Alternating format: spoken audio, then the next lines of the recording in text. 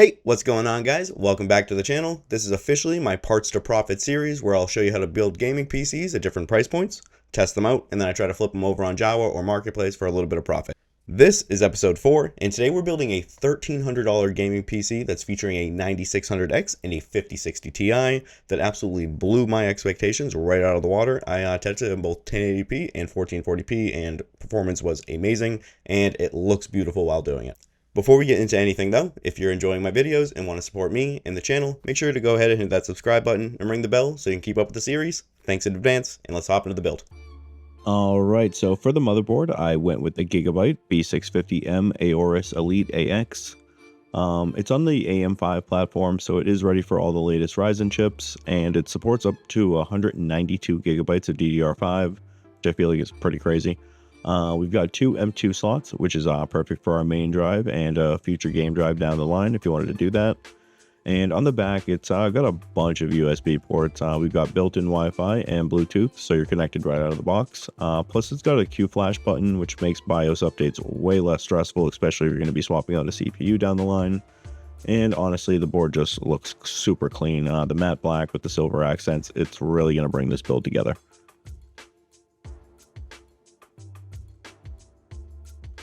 Now for the CPU, I'm running the Ryzen 5 9600X. It's a 6-core 12-thread chip that honestly just gets the job done. It's got great temps, super snappy, and perfect for 1080p or even 1440p gaming, no problem. This is going to pair perfect with the 5060 Ti. I tested it in both 1080p and 1440p, and it absolutely crushed everything I threw at it. For the RAM, I threw in 32 gigs of DDR5. It's plenty for gaming and streaming. I got it running at 6,000 megatransfers per second. And honestly, most of the games I tested was using way over 16 gigabytes, even sometimes 19. So you definitely need 32 with these newer systems. For storage, we get the 1 terabyte Crucial P310. Windows boots up super quick, games load fast, and you got enough space for Black Ops 6 and maybe Stardew Valley if you're lucky. No, but seriously, I do always recommend picking up a dedicated drive for a game library because these games just eat storage for breakfast.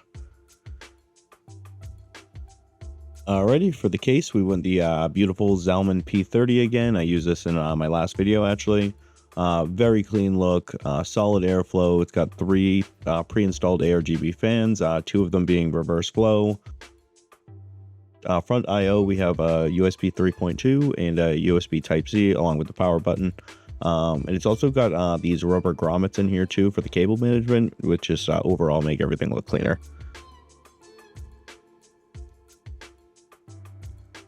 Not gonna lie, this is one of my favorite micro ATX cases. Alright, let's get this motherboard in. Hey, just gonna slide this in real quick, and we don't have to worry about that I/O cover because it is pre-installed on the motherboard. And just get this thing screwed in real quick. A few moments later. Okay, so we're all good there, and just making sure that it's nice and tight. Yep, not going anywhere. Alright, if you guessed I'd be using the Aqua Elite again, you'd be right. But this one is the V4 with an upgraded pump, and it's got 3 solid ARGB fans. The temps were super low, it runs very quiet, and it just looks super clean in the case. So go ahead, get this installed real quick, and get our top panel back on.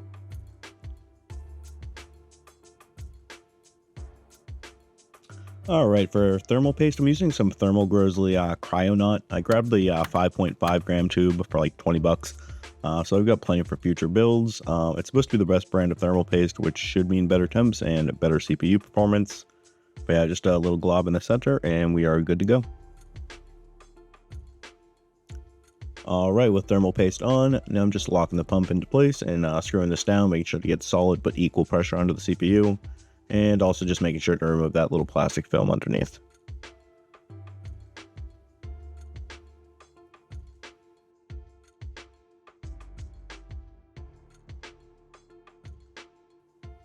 Alrighty, so we got it all screwed down, and then just gonna give it a little shake, make sure we're nice and tight, and we're good to go.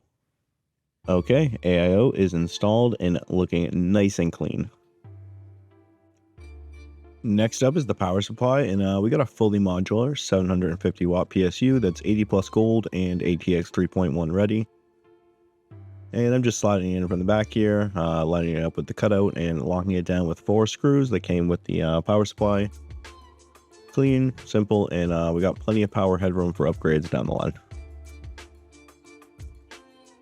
And finally, we've got our RTX 5060 Ti, the 16GB model, not the 8. And these MSI cards always look amazing, man. Like, I literally love them. And it's got 3 display ports and 1 HDMI, so you're all set for multiple monitors. Get this popped off, and then we're removing the top 2 PCIe covers. And we're just sliding our GPU into the slot until it clicks. And then just get that screwed down with the screws that we removed from before. And lastly, we just got to go ahead and get our 12 plus 4 pin plugged in. Make sure that's all the way in. Okay, so the front looks great, but can we just take a second to look at the back real quick? Because I think I did a great job with the cable management for once. I put a lot of love into this, and I'm kind of proud of myself. Let me know what you guys think, but seriously, I think I did a great job back here. But yeah, normally I will say forget about it, but no, I'm not forgetting this cable management. Perfect, in my opinion. All right, let's get this powered on. And might help if the power supply was turned on. Let's try that again. And there we go, that's better. There's our lights. Love seeing that rainbow.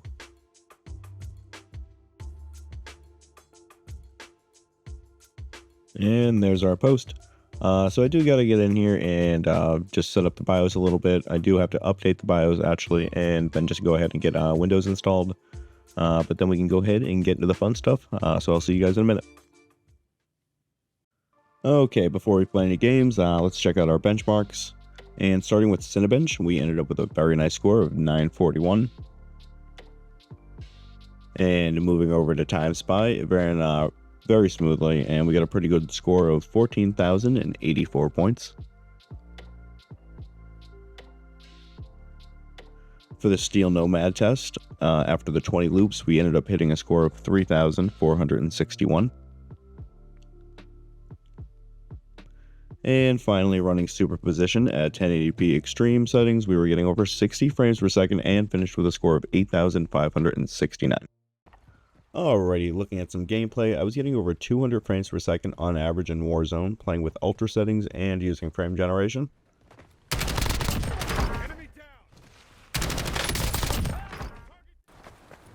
Over in Fortnite with epic settings and using frame generation and DLSS is set to balanced, I was getting a very smooth average of 250 frames per second. 2 health, that guy's probably pissed. But even crazier was moving over to performance mode and getting a whopping 500 frames per second on average, and that's with no special NVIDIA settings enabled or anything like that. Honestly, kind of crazy. Alrighty, checking out some AAA titles. I was swinging around in Marvel's Spider-Man 2 at an average of 160 frames per second or so, using very high settings as well as frame generation, and DLSS is set to balanced.